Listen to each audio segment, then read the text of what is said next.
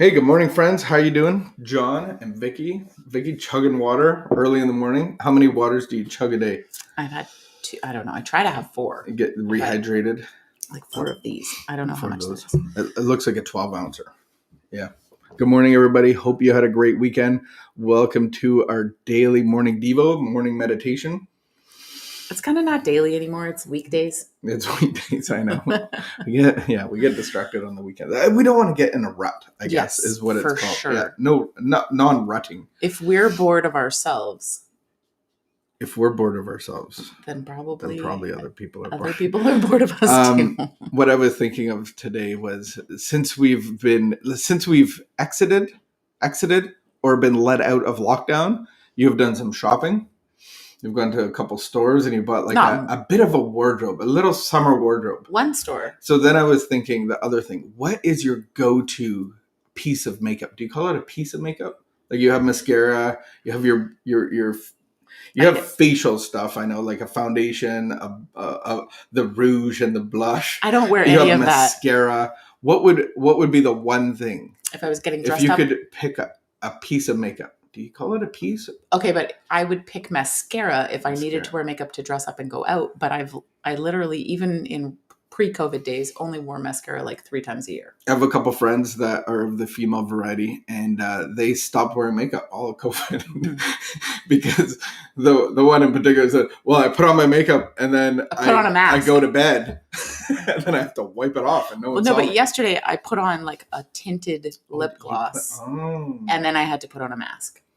And so I was like, is it all over my face? Like, I didn't know where it was anyway. But you would pick mascara? Okay, minus COVID. Would pick mascara over lip stuff. Lipstick. Or do they both go together? If you're going to wear eye, you're going to wear lip. If I was going to put mascara on, and you're not a heavy I don't wear makeup. You're not a makeup person. Yeah. If I was going to put on mascara, then I'd be wearing lipstick.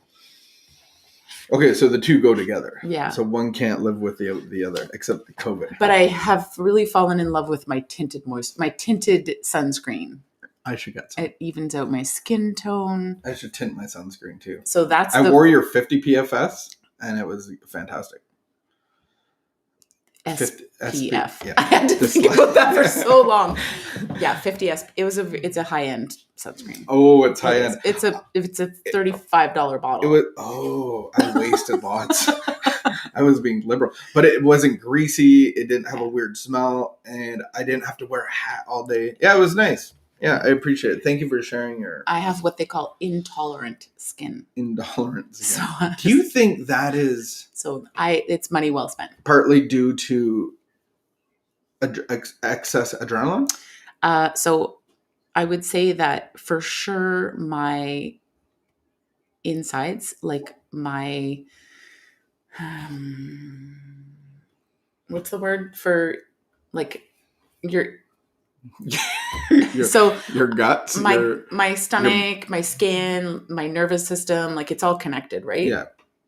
But in that excess of... So for sure, like all those conditions that are exacerbated by stress, I have all of those conditions. And so I would say that, recognizing that I'm not just affected by stress, but that my body actually craves stress and looks for stress to get like worked up about so that I can get a release.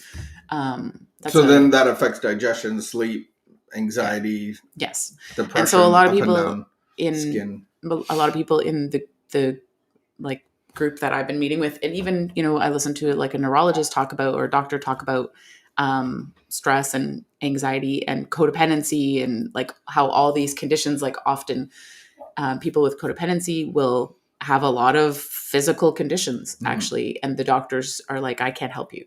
And I hear that a lot in the groups that I go to of like, actually, I can't help you.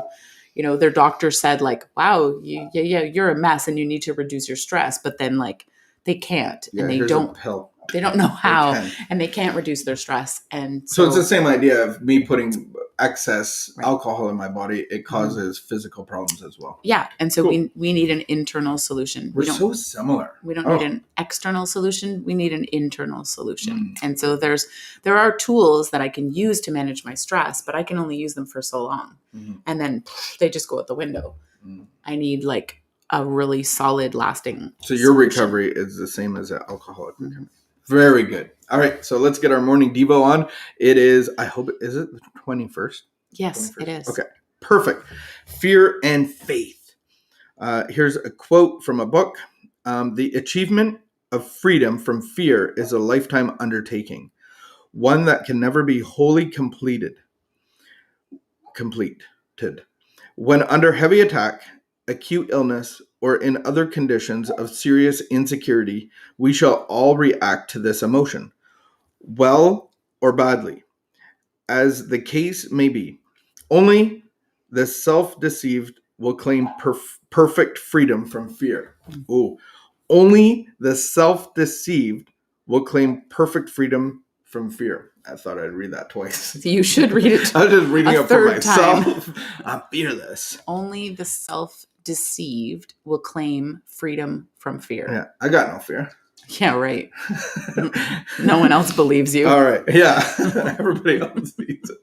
I'm not afraid of anything. I'm not afraid. Or can I just say my favorite is like the Facebook posts that say like, I actually don't care what people think of me. Yeah, those are the most insecure people. Unless somebody just posted that, then you're probably not. You sure don't care. And that's the thing they're introducing. Fear is a natural emotion, and it's going to pop up. So am I being driven by it, or am I acknowledging it and not letting it drive my life? Fear has caused suffering when I could have had more faith. There are times when fear suddenly tears me apart. Just when I'm experiencing feelings of joy, happiness, and a lightness of heart, faith, and a feeling of self-worth towards God helps me endure tragedy and ecstasy. When I choose to give all of my fears over to God, I will be free. Oh, we've been talking about fear a lot. Hey, where'd you go? Hey, you got a dog. Hey, you got a dog. We've been talking about fear a lot, and I think maybe the opposite of fear isn't faith; it's love. And so there's two contrasting spirits: the spirit of fear and the spirit of love. God comes in the spirit of love, so His perfect love casts out all fear. And so this is assuming that we're not always going to be 100% in union with God. And so there's going to be fears on a daily basis. And I used the analogy yesterday is that fear pulls up to the end of my driveway in a beautiful, cool limo and says, "Hey, buddy, you want to get in? Hop in, buddy. We got places to go, people to see." And it's driven by fear and insecurity and self-pity. And it's always there in the morning ready for me to go. So if I'm not connected to God and His love, then I'm typically going to be driven by fear. And half the time, I don't even make the conscious decision to hop in. Right. I'm just, all of a sudden, I'm like, crap, here I am being driven by fear again, insecurity, self-pity, all of these things. I think that limo doesn't necessarily show up in the morning. No. That limo can show up whenever. I can have a great day. But that's the beautiful thing about the program is that we get to connect to God in the morning. Our cell phones connect at night. To the power source, we have to be powered up in the morning, or it's easier to get in that limo. It's not an only, though. It's not. I think that limo pulls up. I think we plug into God in the morning so that we can continue that all day long, right? And then I think for me, it's been a recognition of like, I actually have to intentionally pause throughout my day, especially if I get going real fast. If I get going and there's a lot coming at me, I need to stop. And so I have like a 2:00 thing that pops up. And then I have like 2:00 and 6:30, I think. I have little pop-ups. And so one is the other book that we read through last year, Language of Letting Go. They have an app and I have a little pop-up that comes. Cool. So I read the codependency daily meditation every day at 2 or thereabouts.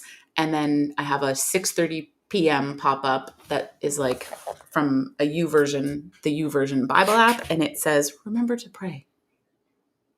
Mm-hmm.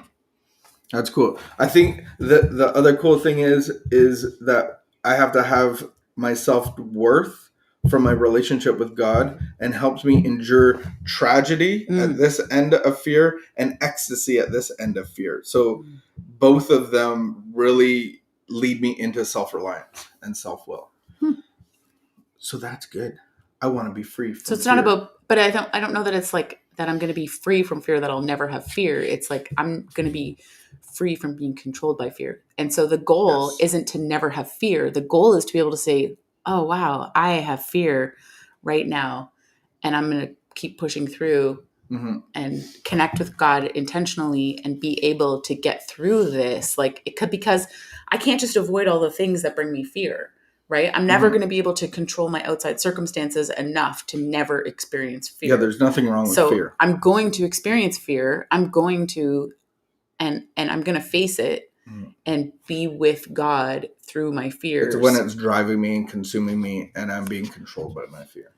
Good stuff. Good. Way to start a Monday. Happy Monday. Yeah, happy Monday. Let's take our fears to God. Let us identify them and then see where the roots are and all that fun stuff. So have a great recovery day.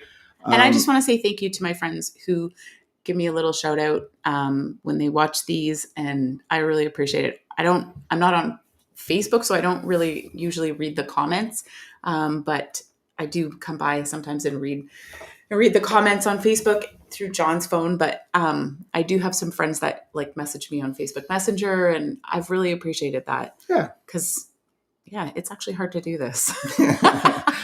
Whoa. So thank you. All right. Have a great and hi, day. Megan. Have a great afternoon. And we will see you tomorrow. We will connect again. Keep the peace. Be of good behavior. And share God's love with the world around you. Have a great afternoon. Bye.